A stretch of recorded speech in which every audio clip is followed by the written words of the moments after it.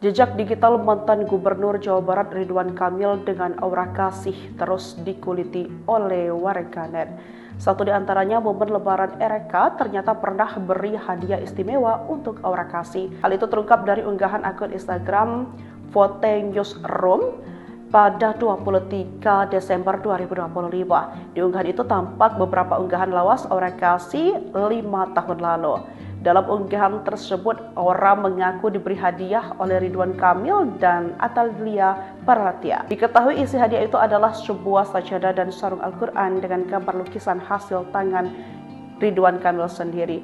Tak hanya itu, Ridwan Kamil juga menulis pesan manis untuk pelantun lagu Mari Bercinta tersebut. Aura kasih, saya punya hadiah, saya kan suka melukis. Dari lukisan sekarang saya bikin sajadah. Ini lukisan tawaf di Ka'bah. Kemudian dari lukisan saya jadikan sampul Al-Quran juga, kata Ridwan Kamil. Melihat hadiah istimewa Ridwan Kamil untuk aura kasih, netizen langsung ramai memberikan komentar. Meski ramai dituding berselingkuh dengan aura kasih sendiri telah membantah isu tersebut.